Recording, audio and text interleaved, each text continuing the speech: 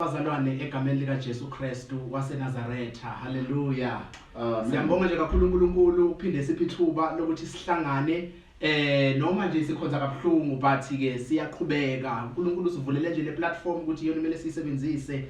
ukudlulisa imessage kaNkulunkulu across the globe. Sibonile indawo i-COVID-19 abantu ba-affecta ngendlela ezihlukahlukene but uNkulunkulu thina usasiphile ithuba lokuthi siqhubeke. Okhulumayo umvangeli uNjabulo Mbatha, we are going live no senior pastor uNyembe. Ngiyafisa nje kakhulu ukubingelela bonke abasijoyinile nabazosijoyina a bit later. Kodwa ngaphambi kokuthi siqhubeke siye ezwini ngiyafisa nje siye emthandazweni omfishane ke sikhuleke simeme uNkulunkulu ngoba izwi lithe uyena omile ingunaphakade lathi kuyodlula konke. Ngithanda uPastor Gumbi nayesho nje a couple of days uthi konke kwadlula nobunzima kwadlula athi nakho lokhu kuzondlula. Sifuna nje ukukhulekela lokho ukuthi singaba affected kwamanje but surely kuzodlula. Usho njalo uDavid athi surely goodness and mercy shall follow me. Manje ngiyafisa nje bazane kakhulu ukuthi sikhuleke sisaqala iservice yethu simeme ipresence kaNkulunkulu akukho singakwenza engekho yena. Ushilo wathi masimema noma singaba babili noma singaba bathathu yena uyoba nathi. Sifuna nje ukumema ipresence yakhe sisaqala. Sifuna ukuqala ingekho inkosi kuyingozi uqala izinto inkosi ngekho but ekseni kuyiSunday siyafisa ukumema uNkulunkulu ukuthi sesikhona egcekeni lakho sesifikile emagcekeni akho sizodlulisa imessage emhlabeni wonke. Sesingakhuleka baba wethu ophakemeyo uNkulunkulu weqiniso sesikhona ekseni siza kuwe mnini mandla onke siyayithoba egameni lika Jesu Kristu waseNazaretha. Siyaphakamisa ngcwele yengcwele siyaphakamisa Alpha siyaphakamisa Omega othe wena ezwi lakho uye enginguye nasesimene sinje usemuye enginguye. We bow before you moya ngcwele siyakubona ipresence yakho ibe khona nathi as we are about to start le service khona bakho ukuthi ube khona ube nathi osithembisile moya ngcwele wathi uyokuba nathi egameni lika Jesu Kristu waseNazaretha. Sikhulekela kuNkulunkulu siyapasla esazothula inhliziyo yakho ekseni ngcobe uNkulunkulu ngeanointing yakho akhulume lokhu okuthanda wena bakhulume phezulu kwempilo zethu egameni lika Jesu Kristu waseNazaretha. Udumo lukufanele wena wedwa ungongcwele impela ngoKristu Jesu. Siyabonga. Amen. Oh Jesus. Oh Jesus. Siyabonga baba.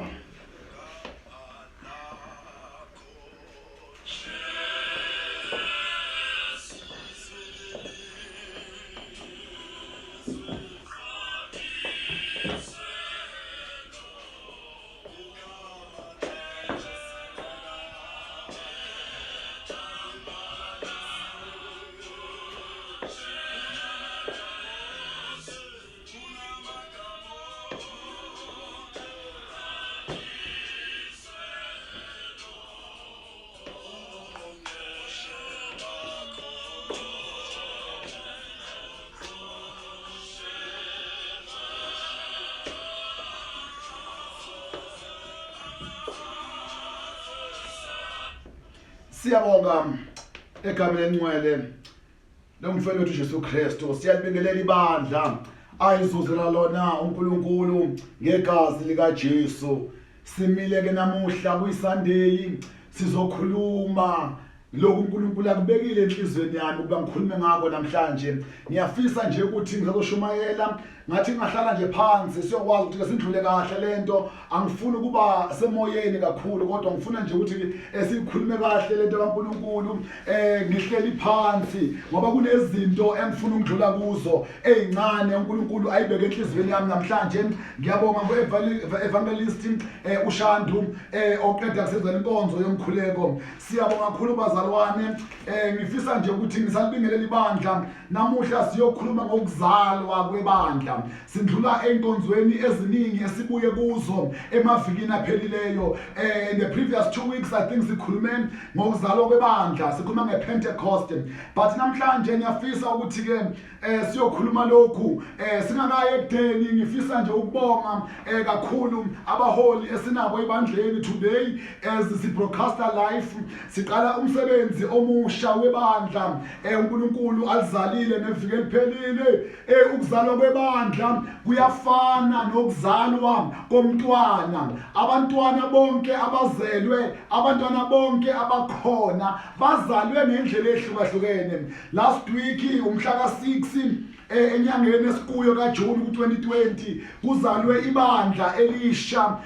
sithi into ebalekile ukwazi ukuzalwa kwebandla ukukhulelwa kwebandla nokukhulelwa kokuzalwa komuntu akwaziwa kodwa kwaziwa kakhulu kuba ukuzalwa usuku lokuzalwa kwebandla elisha esikulo devoted to God ministry namhlanje musiniya Pastor Nyembe ngizoqala ukushumayela kuemblem entsha yebandla le devoted to God ministry bangalahleka abazalwane ukuthi besikhuluma evile phelile ngiqobo kunye ngikhuluma kunye ukuzalwa kwebandla abangishilo ukuthi nabantwana bazalwa ngendlela ehlukene bangakubuza umunye nomunye kulo mntwana wazalwa kanjani sani kwimlando ehlukene sazalwa phansi kwezimo ezingafani nathi njengebandla sizalwe phansi kwesimo esingafani nesabanye kodwa lokho siyakubukela ngibonga kakhulu abaholi besinabo ngeviki eliphelile eForcrest la bekade simukela khona umbono kade uthulwa yimi usiniya pastor nolisiniya pastor balibukele kahle ibandla abaholi kade bakhona uNkulunkulu usibusise ngabo labazalwane with all the branches amanye kade khona asibusise ngawo uqala komsebenzi ngeviki eliphelile qalile umsebenzi yodwa indaba yegama le devoted to God so indlala ngelilanga sinethuba when we make an official statement but namhlanje siyokhuluma ngokuzalwa kwebandla kodwa ibandla hayi ibandla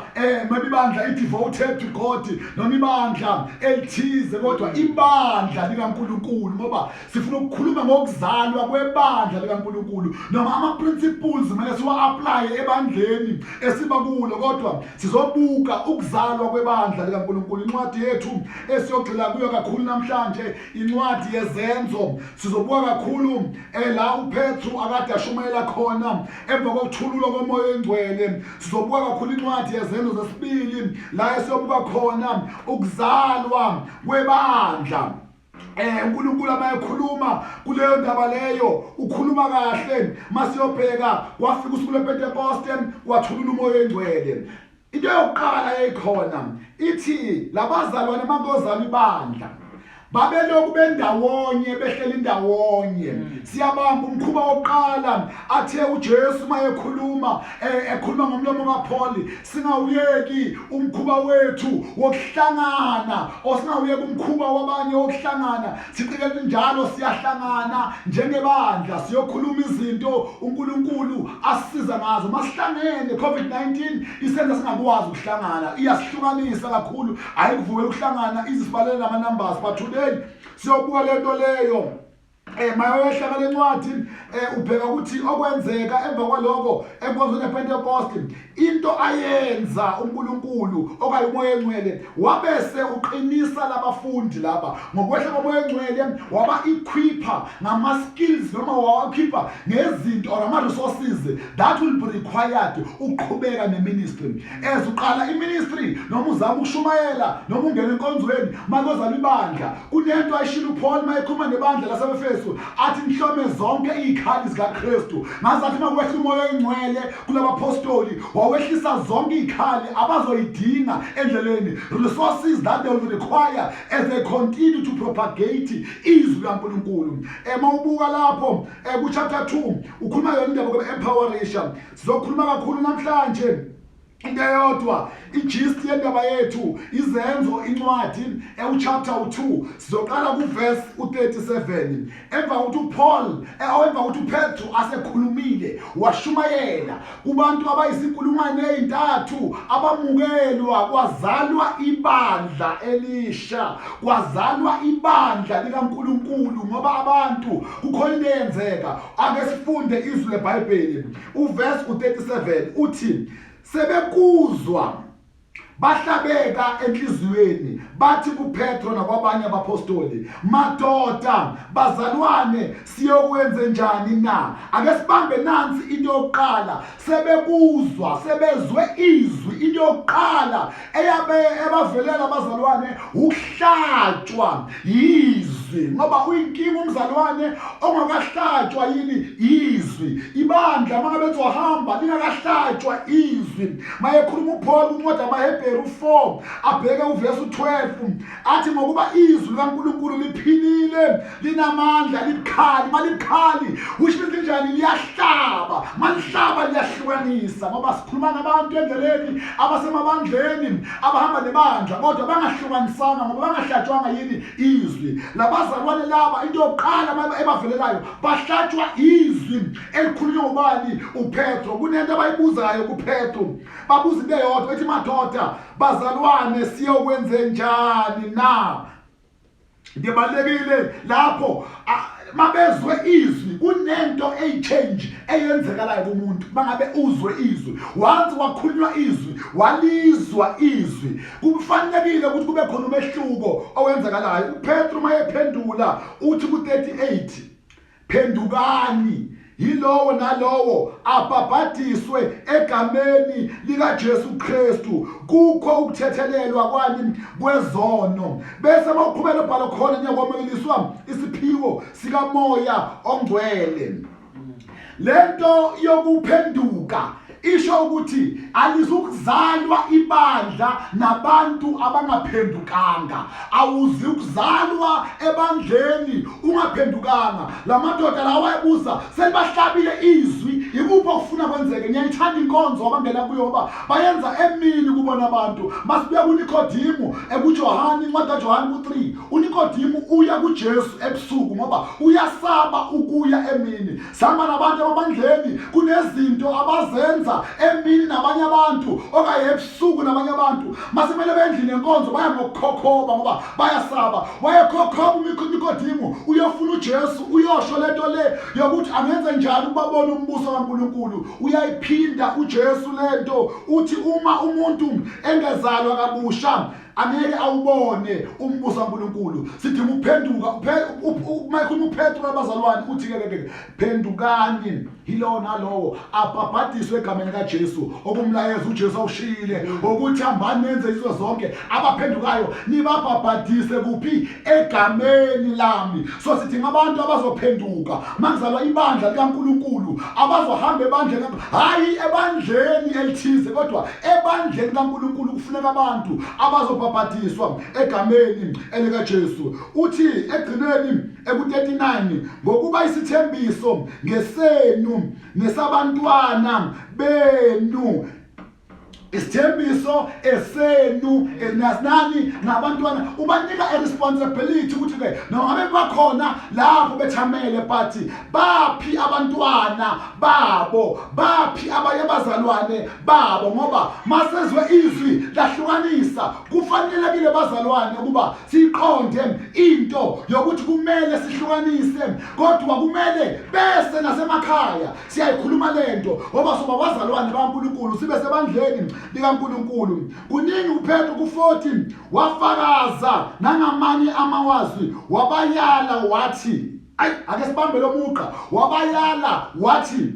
zisindiseni kulesizukulwane esiphambeneyo ngazathi usho iprofesi uPetru ukuthi ke ibandla ngalesikhathi leso bekubonakala ukuthi ke isizwe noma izwe kuningi okuphambene noNkulunkulu okwenzwayo asikwazi ukuyibiza ngebandla likaNkulunkulu kodwa kutholakala ukuthi ke sifuna ukuhamba ngokwezwe ngoba izwe licabanga okwalo izwe lenza ngendlela yalo izwe lifuna kwalo athi mayekhuluma mayekhuluma uIsaya athi imicabango yethu akusiyo imicabango yakhe nokukhuluma kwethu akufani nokukhuluma kwaNkulunkulu. Maqala kuzozalwa lebandla uPetru ashumayezayo usho into yodwa uthi zisindiseni kulesizwe esinjani esiphambeneyo, ngoba masibuka izwe even now siphila sibona izwe licabanga indlela yalo, ugovernment uhleli izinto ngendlela, kodwa umbuso kaNkulunkulu awuphambene nalezinto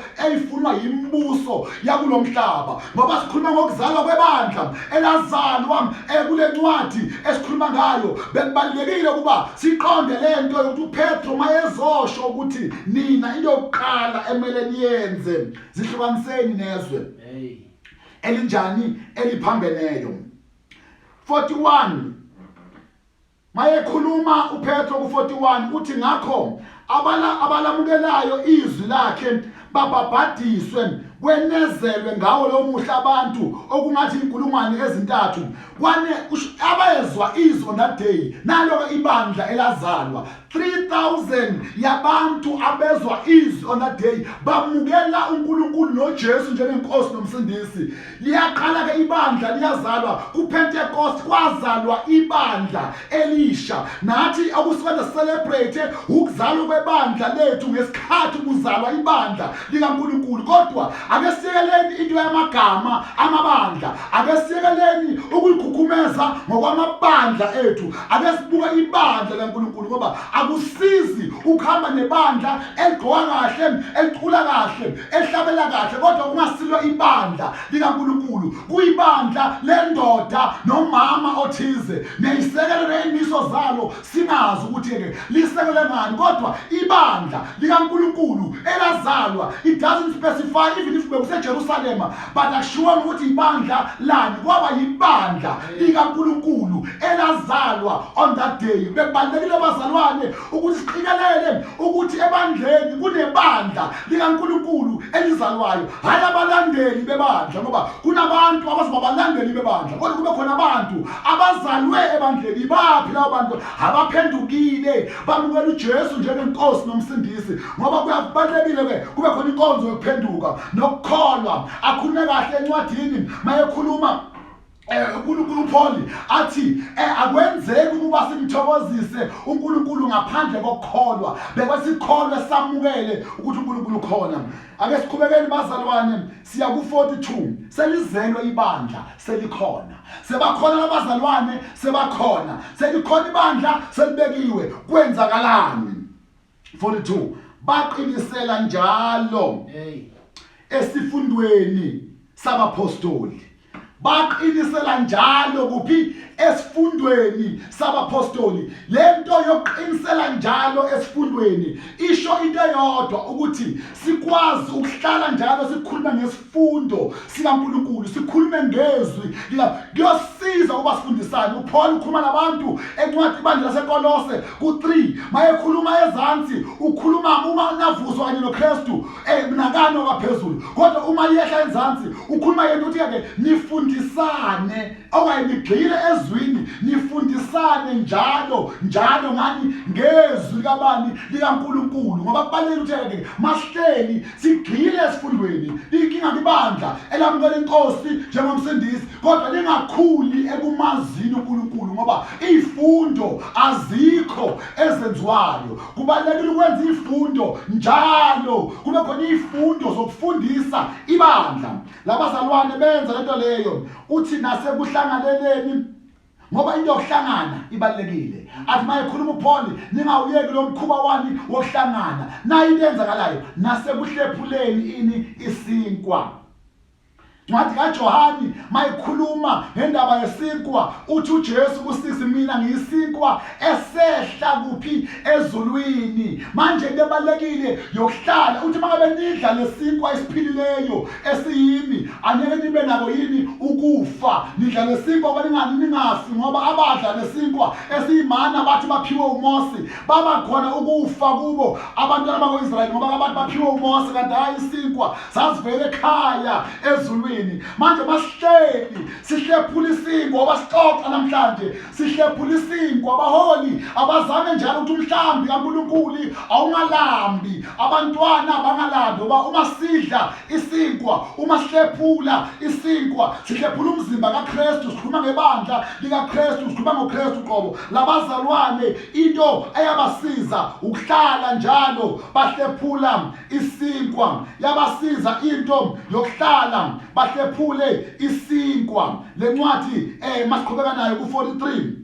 18 kepha kwaba yilowo nalowo wehlela ukwesaba kwenziwa ngabapostoli nemangaliso eziningi masimukela izwi lenkosi kuba khona ukusaba masingene ebandleni kaNkulunkulu ngoba kukhona izinto ezimnandi ezishiyayo siba ne-fear of unknown esiqhubeka what will happen nezinto esifuna ukuyishiya abangani esibashiyayo ihlobo esishiyayo ukudela amakhaya ethu ngoba abanye uzodela even ikhaya abanye uzodela abangani masungena ebandleni kaNkulunkulu ngoba ukuhamba kaNkulunkulu kuzokwenza ukuthi kube khona izinto oyishiyayo baba nokusaba kodwa into eyenzakalayo u44 uthi bonke abakholwayo babendawonye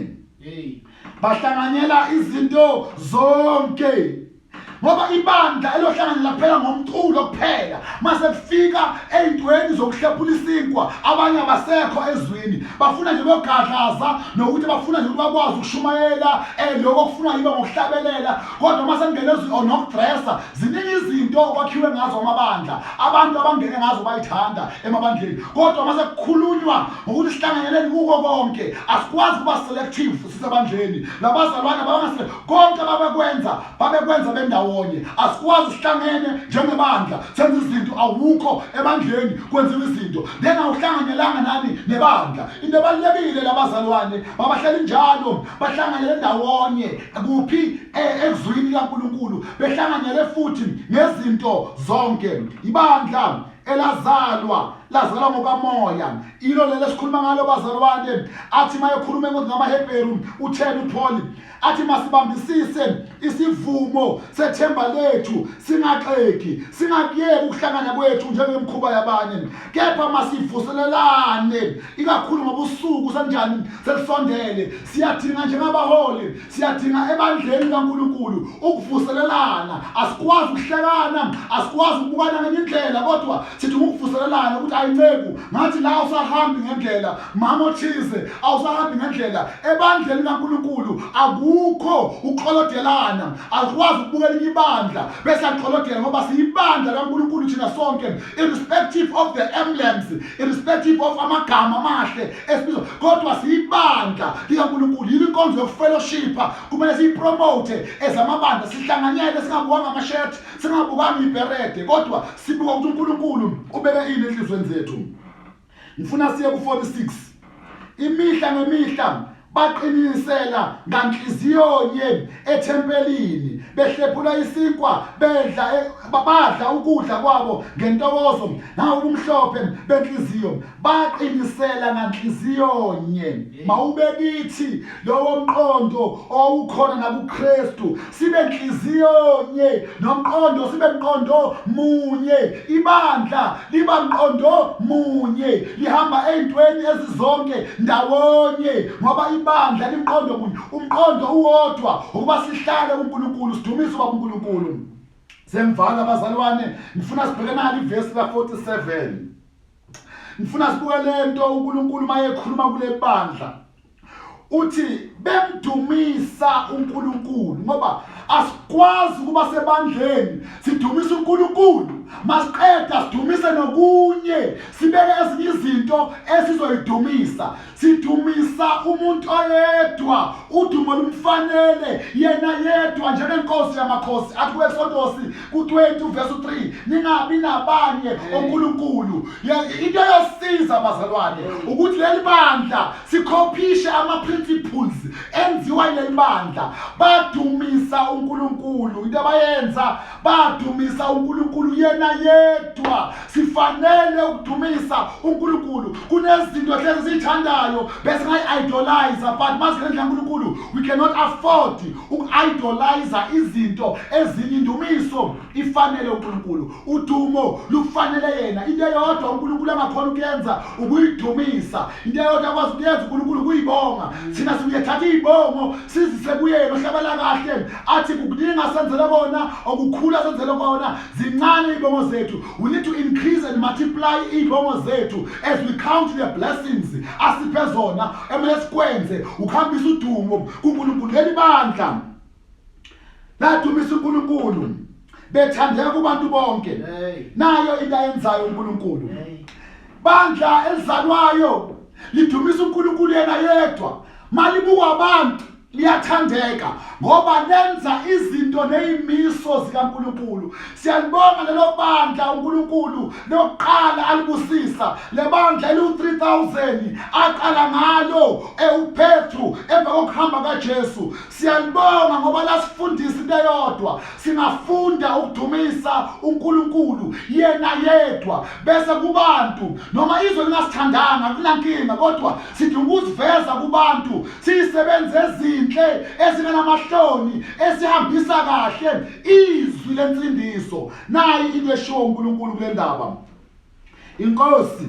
yenezela ebandleni imihla ngemihla abantu abasindiswayo ngoba asikwazi ukuhamba ebandleni nabantu bangakangeni ekwazini uNkulunkulu sihamba nenamba abazalwane lebandla uNkulunkulu wanele wabona ukuthi all the principles abawabekile bahlanganyela ndawonye bayahlephula isinkwa ndawonye bayahubelela ndawonye benza izinto ndawonye then kunebonus efikayo uNkulunkulu wanezezela imihla ngemihla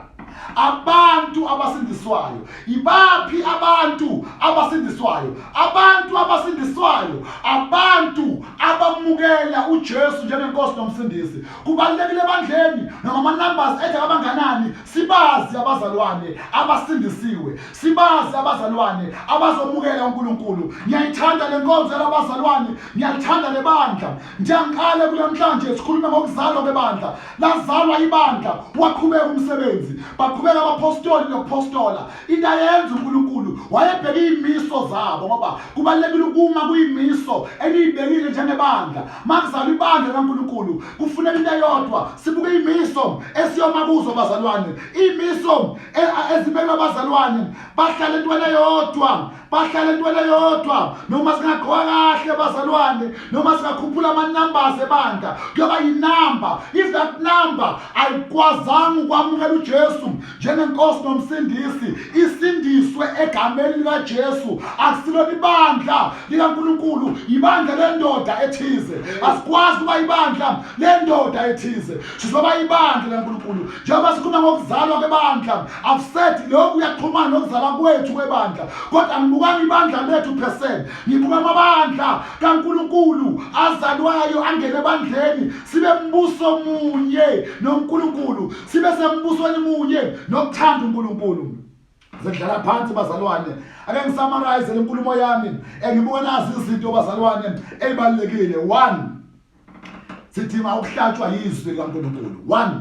sidinga ukuhlatshwa yizwi likaNkulunkulu ngoba khona amazwi amadoda akhona amazwi abafundisi ngoba ungizwa ngine voice nje yameyela le umuntu angahlatshwa yizwi lami kanti akahlatshwanga yizwi likaNkulunkulu sidinga ukuhlatshwa izwi likaNkulunkulu sidinga ukubanjwa izwi masiyo prepare sishumayela izwi likaNkulunkulu as-ensure ukuthi ke abazalwane bayalizwa izwi likaNkulunkulu bazohlatshwa izwi likaNkulunkulu asihlatshwe izwi likaNkulunkulu hayi izwi lamadoda asingabanjwa izinto ezingahambisani noNkulunkulu asingabanjwa izinto uNkulunkulu angazibekanga njengezinto ezibalekile asibuyeleni kuThumo okwesibili ukuphenduka okubalekile yini ukuphenduka athi okhuluma kahle ezwini lakhe athi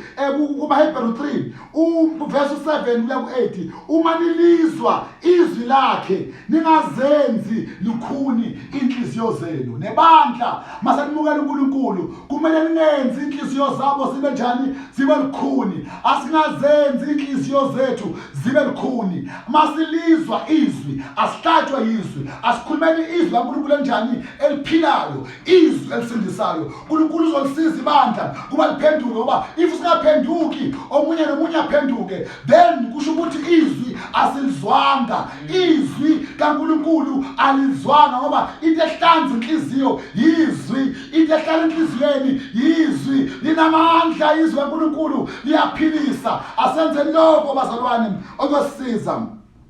3 siqinisele esifundweni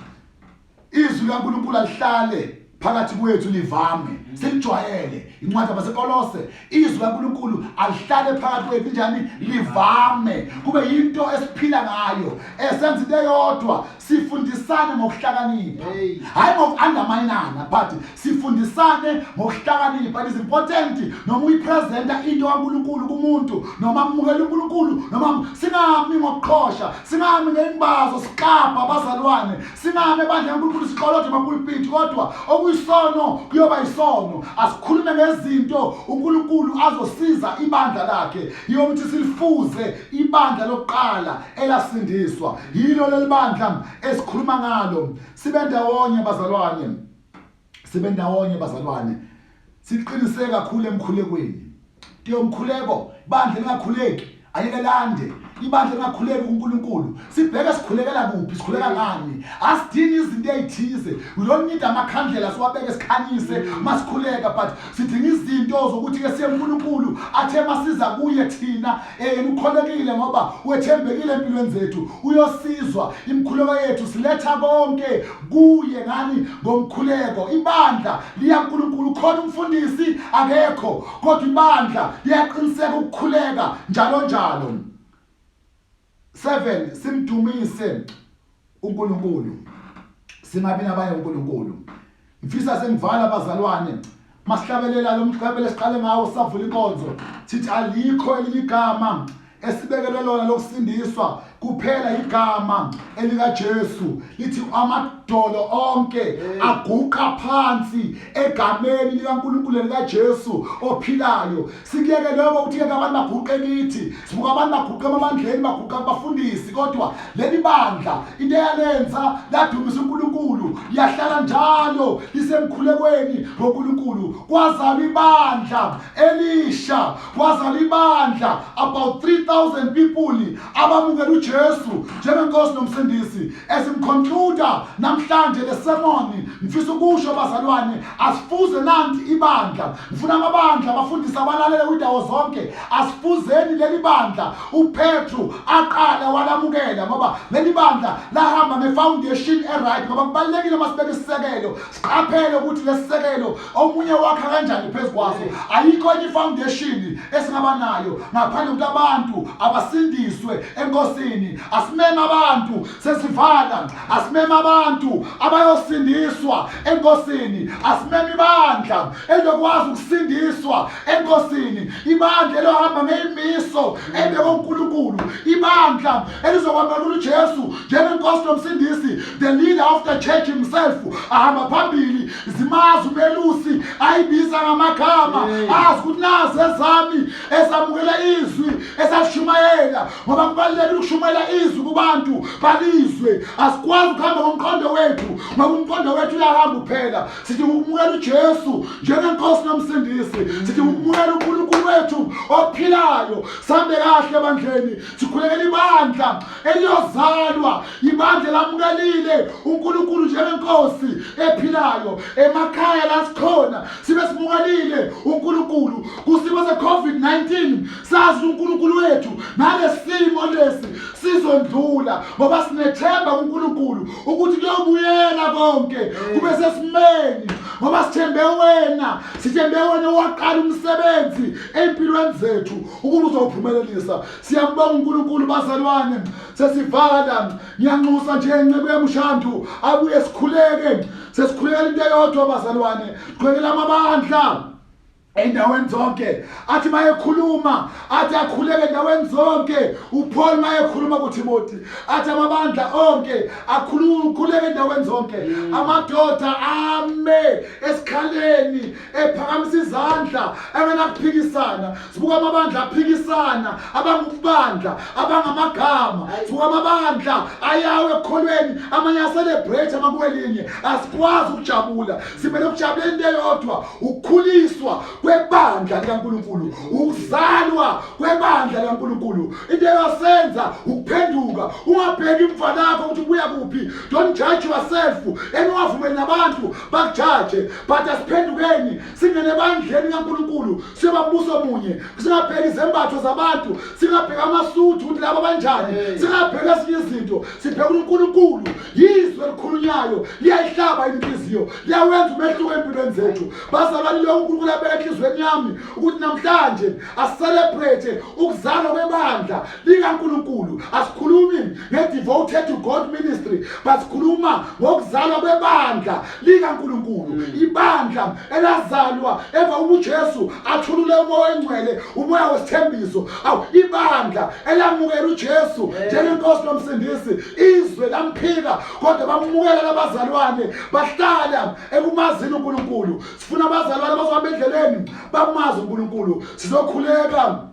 ngosemusa izobusisa kakhulu iyobusisa ukukhuluma kwezilayo siyabonga abazalwane abalele kundawo zonke siyamthanda uNkulunkulu siyoqhubeka nalesimo sokuthi siqhubeke sishumele ngalendlela ngoba sibalekele isimo seSouth Africa esibhekene naso nezwe lonke Nkosi yomusa mayibusisa ukufunda kwezilayo nokukhuluma kwaNkulunkulu kuzobe phakade amen sivala amehlo baba engcwele siyabonga igama lakho sibonga izwi lakho sekukhulunywe kundawo zonke siyabonga babutho uNkulunkulu simthembile baba nasekuseni baba siyabonga ibandla lakho elizalwayo ibandla lenkosi uyinkosi engcwele uyinkosi ephilileyo mana njalo baba namanje ukhulisa ibandla usize baba labo baholi bonke emabandleni wonke baba bazi Jehova ukuthi ke ibandla lakho beke sicelebrate ukuzalwa kwalo makuyibandla labantu abathize but invite your presence baba enhlizweni zabantu hlaba inhliziyo zabantu makhuluma izwi lakho balizwe abantu lakho siyabonga kwemvelo baba uyinkosi ephilileyo uyinkosi namandla baba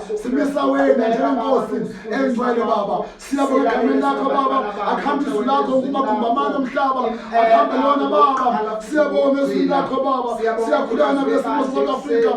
siyabonga nazo esibona amanamba akhula abantu ababanjwe nesifo nalegciwane sibona abantu bafa ababulawa lesifo siyakhuleka uNkulunkulu ukuthi baba phakamisa isandla sakhe sengcwele sizodokotela siza abantu bonke baba uze wena noNkulunkulu baba kubonakala udumo lwakho baba kubona ukukhulu bakho nongcwele bakho akusinda abantu ezibhedlela balele Jehova nesimo samanje siyakhuleka uNkulunkulu baba siyakhuleka ibandla lakho Jehova sifisa ukulifuza lelo bandla Jehova elaqala lasindiswa yini bandla labekwa baba inkosi engcwele ephileyo esindisayo siyakhuleka baba emagameni amathathu elibeyisele ndodana elikamoya engcwele busa namanje kube phakade amen and amen oh Jesus hallelujah siyabonga abazalwane siyabonga kakhulu siyabonga Shando siyabonga uNkulunkulu engcwele siyabonga baba siyabonga moya engcwele hallelujah oh Jesus siyabonga kakhulu kubo bonke abasemakhaya kunenceku nje uandile igama lakhe ngiyacabanga wakashabalala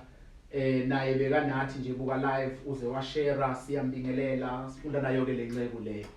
so nje siyayibingelela kakhulu siyabonga kakhulu futhi uandile nabo bonke abazalwane aba live stream kunye nathi sisazoqhubeka le nkonzo zinje last week I think we had over 100 viewers ababukile live kwi Facebook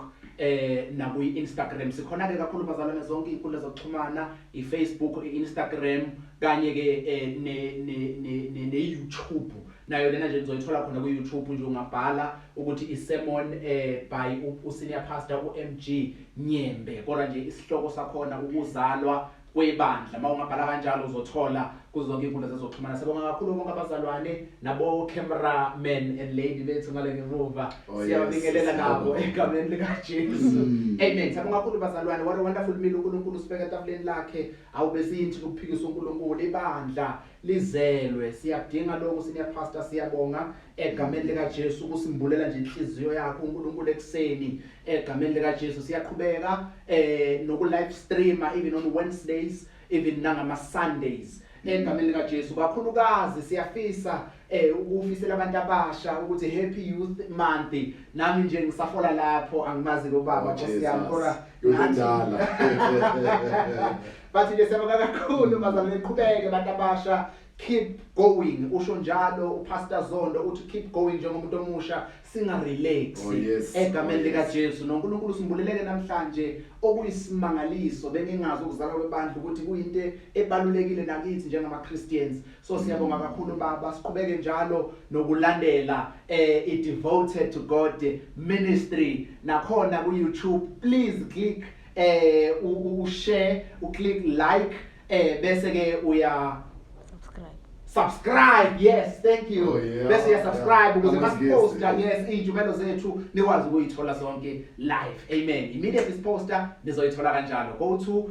YouTube yethu uzothola Devoted to God Ministry, ku Instagram ku Devoted to God Network, bese kuthi ku Facebook usi Devoted to God Ministry nizosithola. Sibonga kakhulu. Amazogcina sowanika usinya pastor. Amen. Siyabonga abazalwane umsebenzi uNkulunkulu uqalile sizoqhubeka nomsebenzi azokulishintsha izwi kaNkulunkulu azokuliphambanisa siyohamba ngalo. Siyabonga nje uNkulunkulu asiphinqeku sibonga amaholi kuma branches onke esinawo abalala esikhathi lesi esikubo esikuso manje. Siyabonga kakhulu abazalwane kuma viewers iloko siyokwenza ukukhuluma inhliziyo kaNkulunkulu nokuyisikhathi noma ngasisikhathi. Siyabonga uSomusa imbusise ni enjoy Sunday yeni yonke abantu abasha bonke siyabafisela usuku olusha olumnandi ezikusasa kusuku lwabo ngolosibili bazogubha usuku labantu abasha uJune 16 sokhuluma ngako nangalinye ilanga. We invite them bakwazi ukukhuluma ngezinto ezirelevant for bona. Nkosi yomusa inibusise bazalwane siphinde futhi ke sikwazi ukubonana kuzo le nkundla lesi. Amen. Hallelujah.